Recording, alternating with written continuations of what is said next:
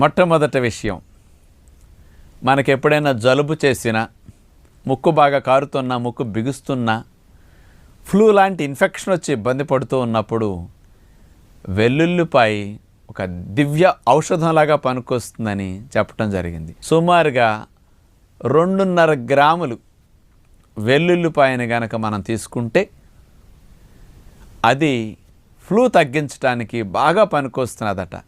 మరి ఈ వెల్లుల్లిపాయలు ఉండే మెడిసినల్ ప్రాపర్టీలు ఏం చేస్తుందో తెలుసండి?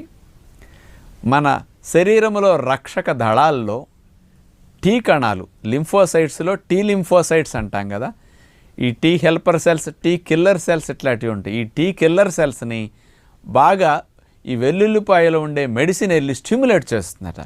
అందుకని ఈ టీ కిల్లర్ సెల్స్ వెళ్ళి ముఖ్యంగా ఈ ఫ్లూ సంబంధించిన కారకమైన క్రిముల మీద దాడి చేసేసి అసలు